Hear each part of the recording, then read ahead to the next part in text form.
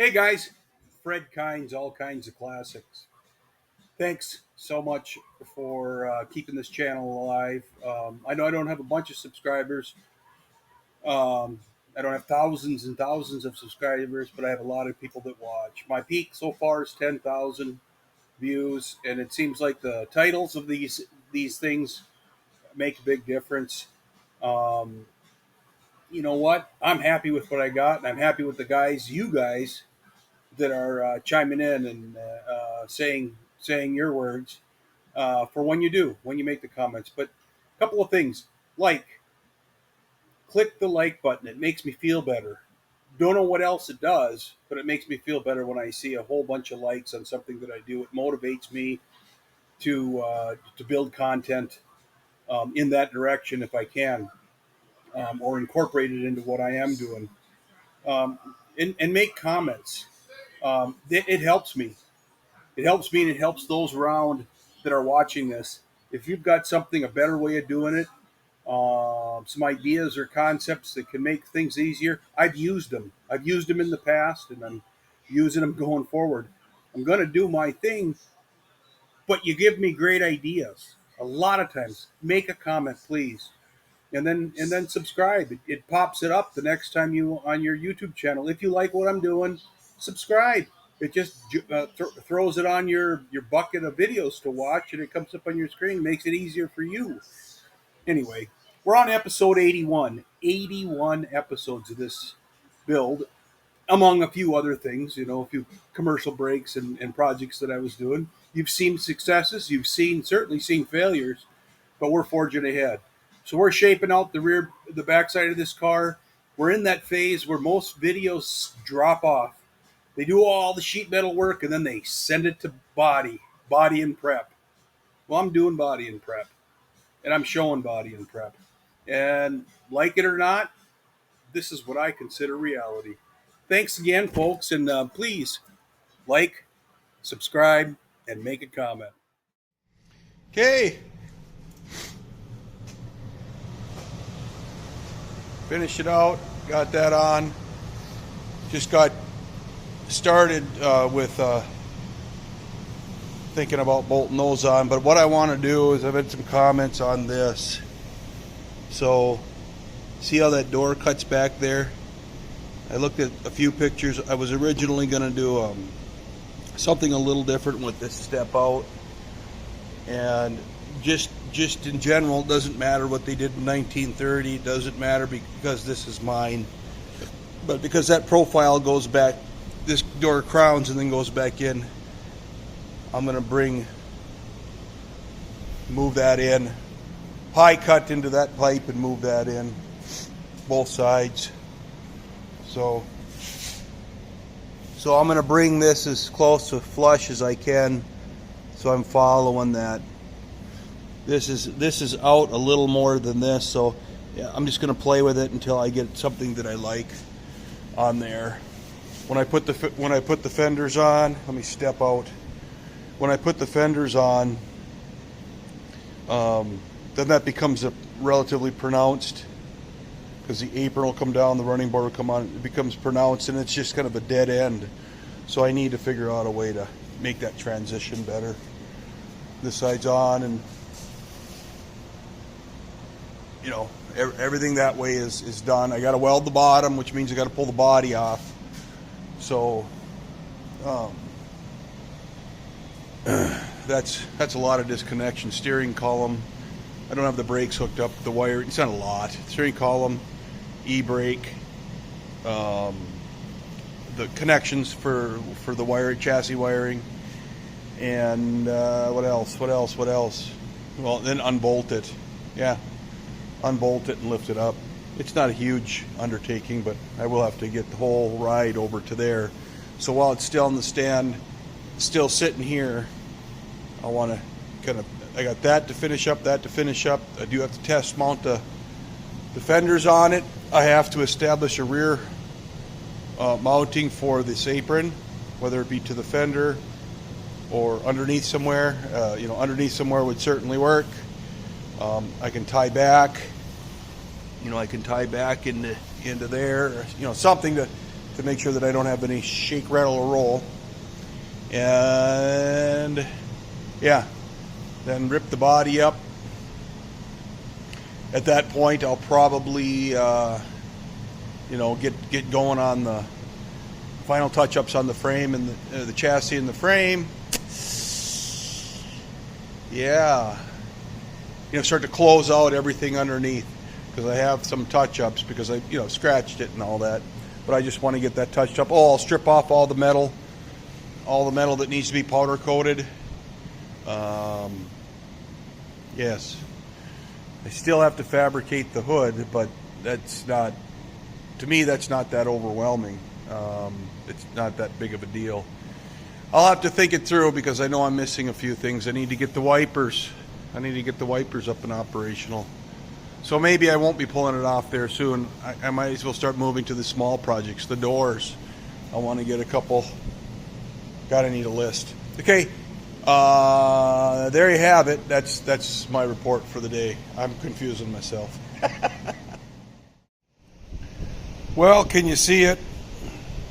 You can see it gets black right there.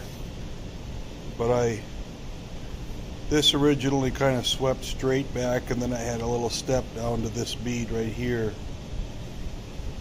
And so I pie cut it and brought it in to the bead, and you can see it follows the door line better. Doesn't look like much now because it's got a bunch of tack welds on it. Spot welds, tack welds.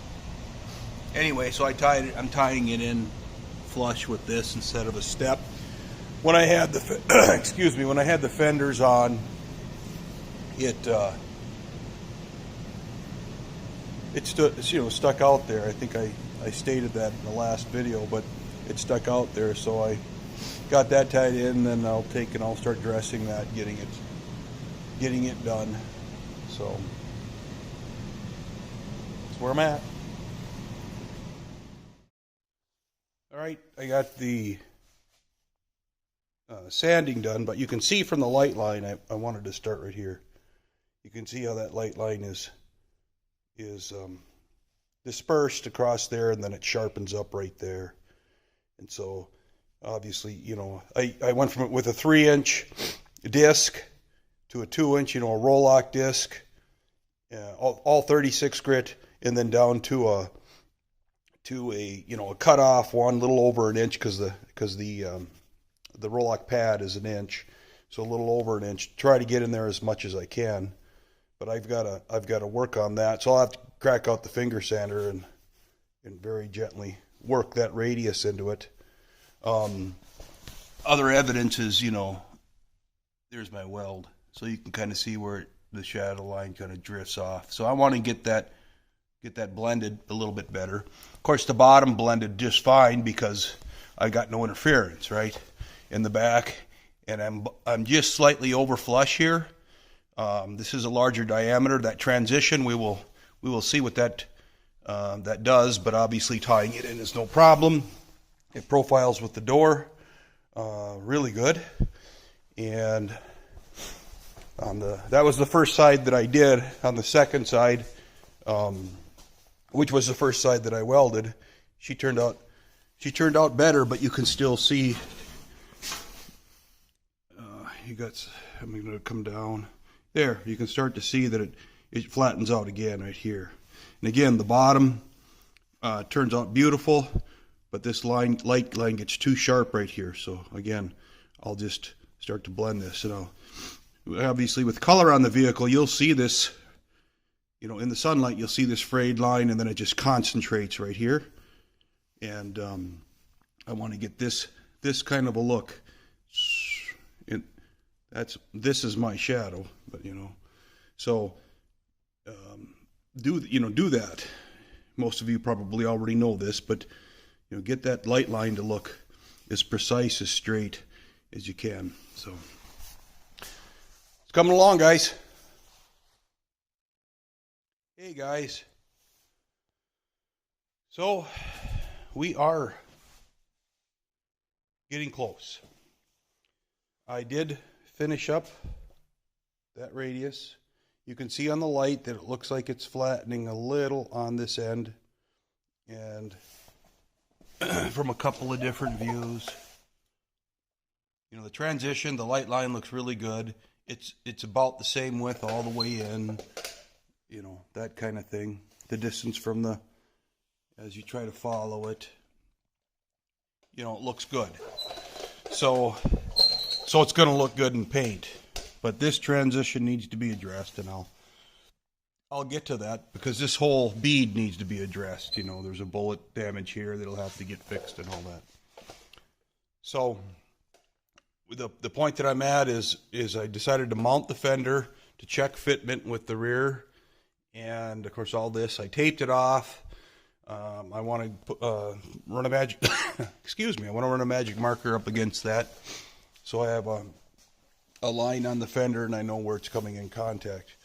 But you can see there's a little bit of, you know, from welding, from shrinking, from doweling that in.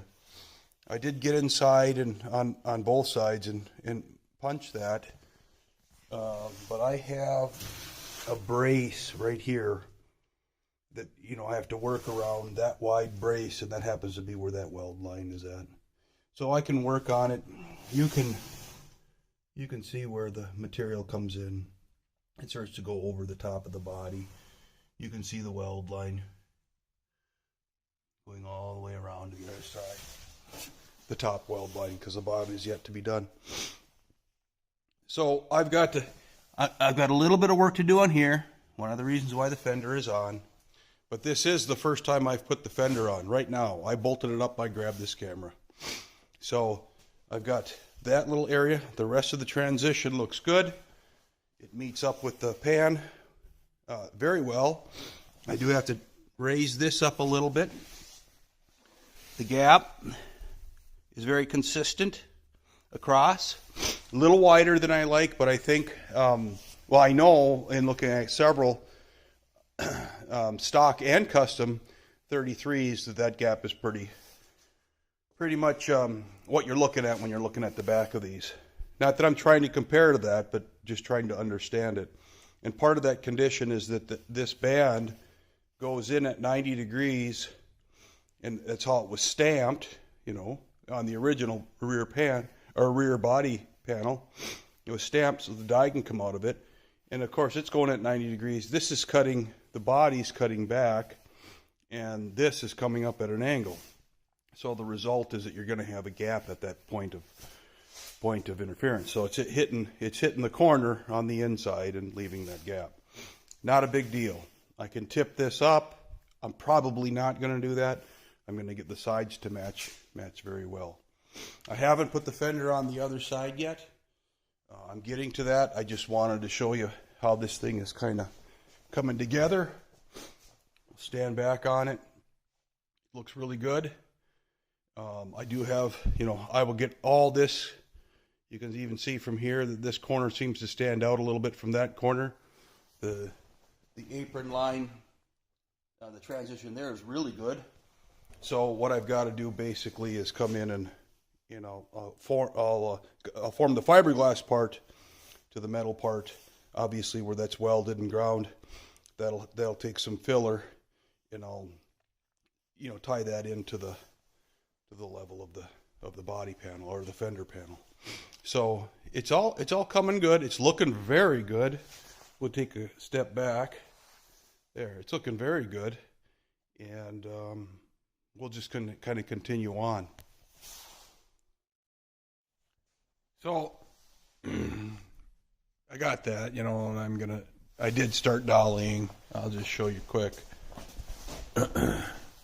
I did start dollying this down, so I got, you know, from down to here, and I'm going to continue on that.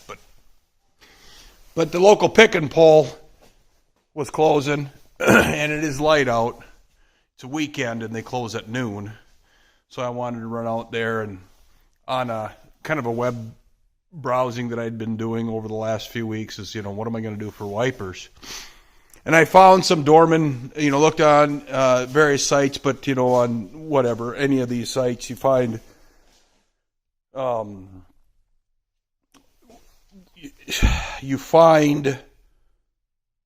these the mounting nipples, or whatever you want to call them. This would be the assembly. And what I was looking for was something like this, right? As flat, this is broken on the back, but I mean as flat as possible, mounts to a flat surface, threads on, sandwiches between a flat surface like I have up there. Now remember, this has a visor on it.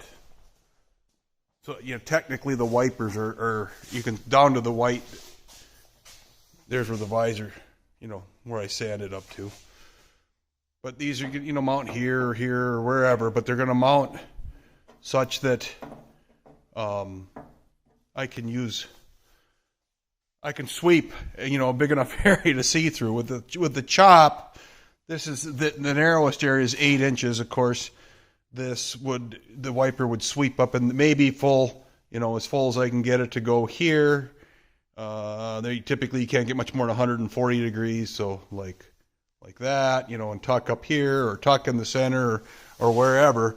But the point being is that I needed something that would sandwich between, a flat surface, right? So my research online indicated that, Jeep, part of it was I was thinking Jeep because, Wrangler, and those are relatively flat windshields, and it would appear for the most part that they're going right on through a relatively flat cowl without a bunch of formed rubber or anything like that. And indeed they do, So I found 2 USPS mail Jeeps, retired mail Jeeps, some time ago, and I said it just was bothering me to go and just investigate. So I did today, and I took a break and I went out there and I just got to look at them because that's what I was compelled to do. I grabbed all the wipers, and this was the first one I took off, and of course the post stayed in there, and it broke off the arm, and so I just grabbed the works, what I could out of it. This was the first truck in the full assembly to which I broke the arm off of, but I got the center link and all of that. The spacing doesn't matter. I can change the length of that link. That is immaterial at this point. But I grabbed the other one, so I have a full setup, and I grabbed those. So now the question is, the disassembly and if I can reuse these, great. In trying to turn the one that is not here off of the vehicle, I rounded the nut before it would do anything, and so I exposed the brass underneath. So I learned that this piece and the nut are brass, and they're just simply chrome plated. So this will probably just polish right out. That's an experiment that I will do. If I can get all of that off, and I don't think I'll be able to expose it to this level. I will only be able to expose it to, so this won't come off, but I can do what I can to lubricate it. And if I get them to a new condition, I'll just reuse those. Everything else winds up being fabricated because the chances of that being the right length and all of that is remote. These I will use for mock-up because it's just simply too long. These are 8 is the shortest I can find. 8 inches these are 10 inches from that mounting point to that mounting point. But even if I go, and I can't go up here, but I can maybe go somewhere up here, I've got to be able to park the wiper, right? And I got to swing all the way around. But this would clearly go past center, and, it's too long. However, it's a very simple form, right? With a little dimple on it. And I might be able to push that form into these that I could, at least can experiment with these and possibly fabricate something out of aluminum, or maybe even, purchase a new set and do that forming if I make a die for it. And this, as far as this stamping is concerned, see, it was just pushed in. I can attempt to copy that relatively simply with a piece of hole drilled in metal and pushing the metal up, or a blob of weld, or whatever. they just hook under, right? They just hook in through there. So that's kind of where I'm at. I'm looking at whether I can make something out of these, this style. I can purchase them. They're not expensive. But the point being is, if I can make them out of this style, then I can get an OEM equivalent or a part that I know I can replace without home making something. So that's what I'm off to. Okay, guys, I'm pretty happy with how this thing is turning out. It looks really good. I got 2 coats down. Scratch with 36, but I've got some low areas right there. I'm not worried about this, of course, because that's where I'm ending. And I got a few low areas down here. And it's compromising, you know, but you can clearly see I'm down to the metal, fiberglass. I'm hitting metal here. I'm hitting metal here. I'm hitting fiberglass, but there's a hint of metal over here. And so that the skim coat of fiberglass gave me a good floor. Or, you know, Durabond, Duraglass. It gives me a good floor. I you know, some guys are going to say, you don't, you know, why would you do that? But there is so much welding in this area, so much straightening, that a skim coat at least provides for the filling in of any pinholes that remain, and the same thing down here. I fingered that all the way down there. So now, you know, with metal showing hints and low spots, I'm going to try to get in there, I'm going to get in there and dress those with a like a 6-inch or a 4-inch knife, metal knife, like a sheetrock knife, and right across there, and block it out again, and then hit this whole thing with 80 grit, and then block it with 180 grit. Sorry about the background noise. I got the TV on, but that's the plan. But boy, I'm very, very, very happy. It's not thick. In fact, I used a 12 or a 10-inch right there. I used a 10-inch sheetrock knife right here to drag it across both times. So there is very little fill on it because I created the shape on this side. I didn't fiberglass or fiber fill Duraglass this side because there was just modest minor. I came in here and I dollied that down as much as I could because I noticed it when I was sanding, right? Hitting the whole thing with 80 grit, and this came off. So I dollied him down, but I didn't want to go too far. I didn't want to interrupt anything else. But this is looking really good. So I'm happy. I'm just elated that the body work and the hammering is brought this back. So we are almost there, folks. We are almost there. I'll wrap the corner. I'll get this, and of course, copy on the other side. I might stop here and get up here and at least get this band, and with a skim coat. And the reason why I'm going to do that is because I'm going to put the powder on it, the guide coat on it, when I block it out, so that I got a nice straight surface ready for feather fill. So, that was a lot of work.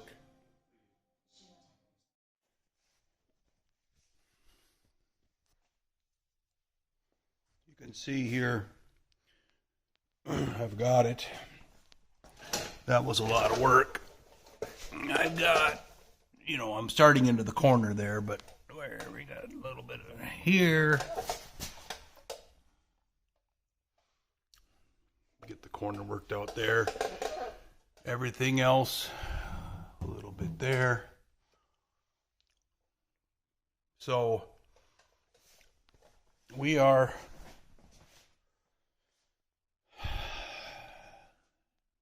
making headwind. Nice thing is, you know, this was a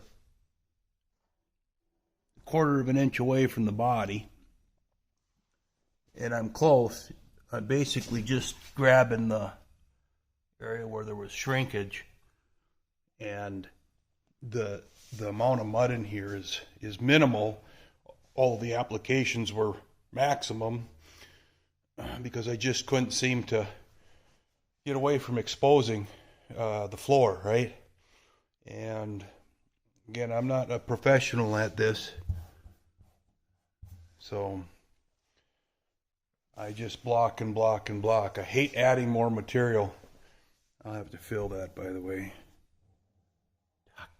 Got it. So I'll get that, dust it with that little dauber right there, and start blocking it at 180 after I fill those. And then that's ready for primer surfacer. Top, and then that sucker, which I got a couple of ideas on getting that perfect. So the key is in the tools, temporary tools or permanent tools, in my estimation. If you can fabricate a quick little tool, in this case, you know, something, what do I got here? If you can obtain a profile, that's where I drug this fiberglass out, but if you can obtain a profile, you can spread, right? Okay, so there's the spread, but the profile needs to be slightly bigger, and then obtain the profile. In this case, I'm thinking I can take a block of wood, drill a hole into the wood and split it so that its diameter is slightly bigger than this, and then I can roll a piece of 80 grit inside that diameter. It maybe the wood is a channel that's 3-4 inches long, because we have a radius on this, and the paper is you know, an inch from each edge, so that I can allow for a little bit of change in radius. So, you know, I haven't made it yet, so I don't know what's going to work out perfect, but that's what I'm thinking for that. If you guys have ideas, let me know. It helps. Thanks.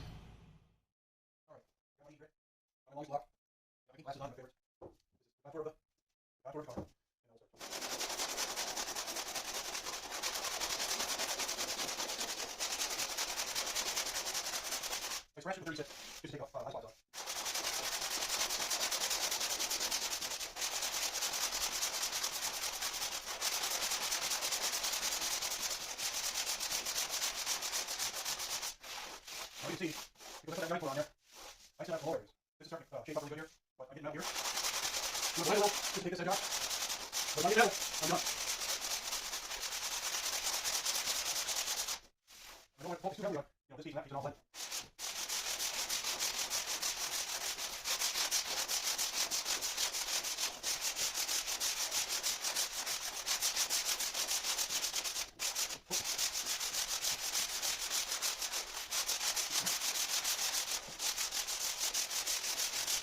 So basically, I've applied the guide coat to the metal, or to the bodywork here, and now I'm blocking it out. The audio went to crap on this. I thought it was picking up fine when I tested it, but after putting it on here, I ran it all the way up to 200%, and it just doesn't sound good.